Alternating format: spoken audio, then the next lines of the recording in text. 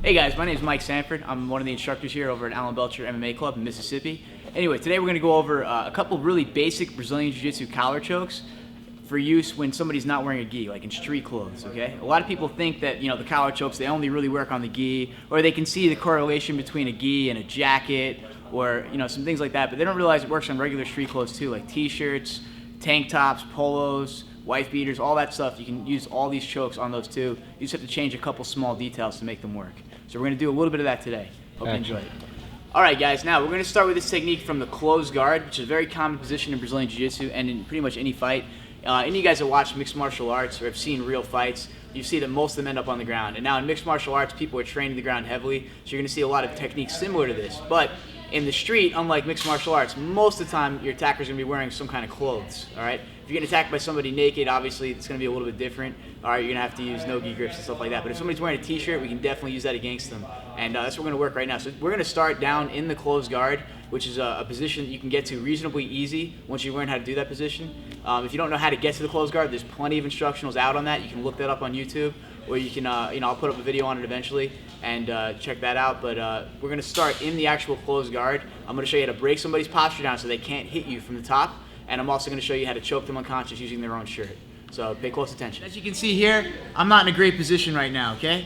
If I get into any kind of fight where somebody's allowed to hit me, being on your back is never a great thing. So here, what's really important to me, and I can end up here a number of ways. Maybe he sucker punched me and knocked me down. He might have kicked me in the head and knocked me down. He might have grabbed my legs and bum rushed me and took me down. A lot of people play sports like football, wrestling, things like that, and they watch UFC on TV, so they know it's easier to beat somebody up now if you put them on their back first. So that might be something you're going to run into if you get into a fight.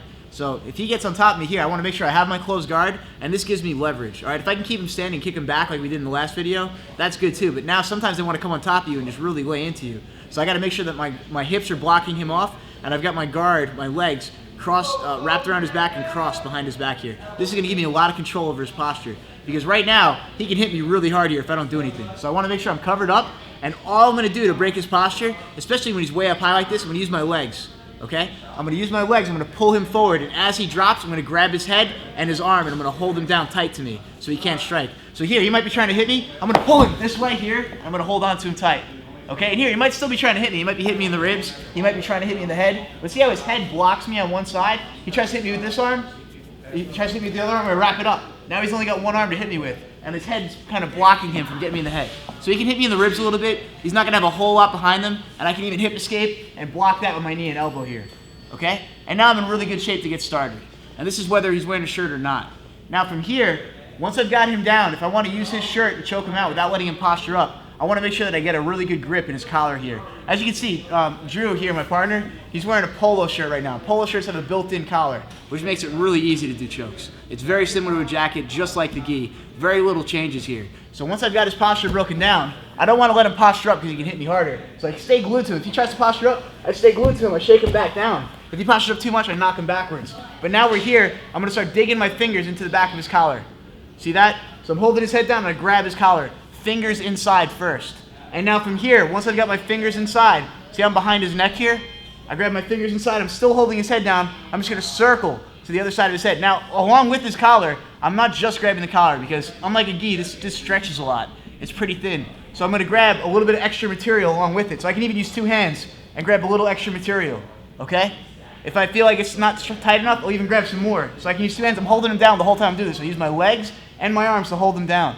Now from here, once I've got enough material where it's not really stretching, I'm going to circle my arm to the other side of his head. Boom, just like that. And now I can choke him with this overhook here, or I can clear the overhook. I got different options, but once I'm here, I want my thumb behind his neck. Okay? See how my thumb's behind his neck? If I start pulling down and my thumb goes to the side of his neck, it's no good. I want to choke him with my forearm. Okay, guys? I want this going into the soft tissue of his neck. If my thumb's digging into his neck's going to push into my thumb and crank it. It's going to feel uncomfortable, and I'm going to have a hard time finishing the choke. So I want to try to get this bony part right into his neck here. Okay? So if your thumb starts slipping down, just get it deeper. Get it deeper. Grab more gi. Grab more shirt material. Okay? More cloth. So again, I'm here. I've got his posture held down. I can have an overhook or not. I'm just keeping him down tight. I use my legs and my arms. I grab inside the collar. I just grab enough material where it's not stretchy. You can even grab the whole shirt. Okay? Just like this if you get enough. If it's hard, don't worry about it. But this is really good. Okay? Here it's not going to stretch at all. I've got a lot of tight grip here. Now from here, I just circle to the other side of his head. And now I'm gonna grab over his shoulder, I'm gonna grab some more material here. I can even grab the whole thing again, or I can just grab some more material, okay? Now, you see I've got these two grips here, I'm holding him down. Now he's gonna try to posture up. I'm gonna kinda let him. He's trying to posture up, and now I'm just gonna circle my elbow around his head. Boom, here, and I'm gonna pull him in tight. My head goes right next to the top hand. Okay, right after I circled around, my head's right here, and I'm pulling him in my legs. And then from here, he can try to hit me all he wants, but he's going to sleep. Boom. Okay? Right here. My ulnar and my radius are doing the choke. Don't use the back of your forearm. Ulnar and radius. Keep your wrists as straight as possible. Don't have bent wrists. Okay? So one more time, really easy breakdown. There's lots of variations on this. I'm just going to show you the simplest version right now. Last one, I'm here. I break him down, control, grab the collar, nice and deep. All right, once I'm here, I circle that arm to the other side of his head. And now, I've got his posture controlled. I'm gonna grab right next to his shoulder. I want my pinky lined up with the other side of his neck. All right, like your pinky lined up with his ear. That's how you know you're in good shape. If you grab too tight, it's gonna be hard to do without bending your wrists. If you go too far, it won't choke him. So I want my pinky lined up with his ear. Once I've got my pinky lined up with his ear and I've got enough material, I'm gonna hold him down, I'm gonna pop him up, circle my arm around, and once I've circled my arm around, see I move my hips too? This makes it easier. You don't have to do that, but it makes it a lot easier to get your arm around. So I move my hips and then I come right back in place and lock my guard again. So my guard actually opens and I kind of kick him to the side here and make it easier as I'm circling around. So see this? I pop him up, boom, and I do that. Now from here, I'm gonna pull him back in, lock my guard up, pull him forward my legs, and my head goes next to the top hand. In this case, it's gonna be this one. Here, nice and tight, and I squeeze my elbows down for the choke.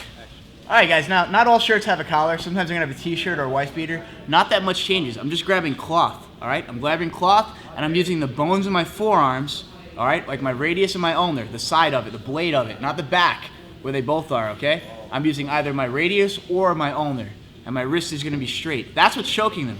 All I'm doing behind his neck is grabbing cloth, okay? So don't think that they have to have a collar, and I'm using the collar to choke them. It's called a collar choke because that's what I'm grabbing. All right, it's not necessarily because that's what's choking him. What's choking him is actually gonna be the bones in your forearms. So keep that in mind. So on a t-shirt, it's the exact same thing. I break him down. I don't want him to posture up. I'm gonna get my grips. I'm gonna feed enough cloth that I get a strong grip, bring it to the other side of his head, and then once I'm here, I grab on the far side, and I'm holding him down as he postures up. I bring that to the other side of his head, lock it in, and it's the exact same thing here. All right, this is gonna put him to sleep long before it rips, as long as I grab enough material. Now, a common mistake here is people grab just the actual collar. And if you do that and just grab a little bit of material, it's gonna stretch and it's gonna be hard. See how it's stretching? When it's stretching, it's not choking him. All right, so I'm here and I'm stretching it and it's ripping, but it's not gonna choke him. So make sure that you grab a good handful of material, okay? Even all the way down to the bottom of the shirt if you have to. You don't usually have to do that, but I'm just here. I grab enough where I can feel it's not stretching. I go to the other side. Remember, my thumb's behind his neck. My pinky lines up with his ear, and then I circle around, lock it in, and I'm getting the finish. He's going to sleep. Okay? He might try to hit you a couple times. Just stay tight, keep your head tight. They're not going to have any power behind those punches.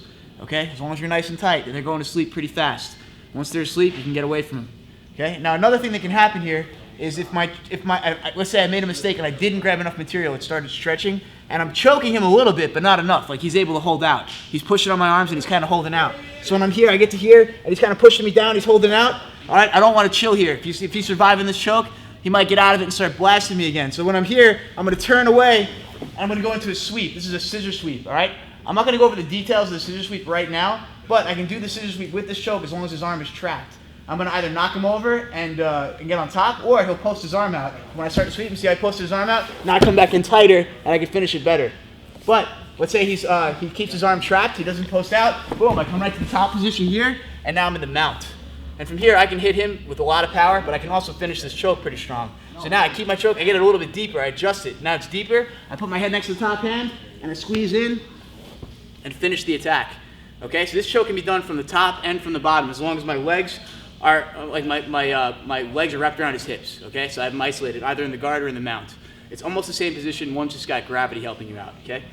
So, that's just a really basic variation of the cross collar choke that can be used in a self-defense situation if it's called for. If you guys have any questions, feel free to post in the blog below, and you can message my account on Facebook too. You know, I got a link to it on there. So, hope you guys enjoyed it.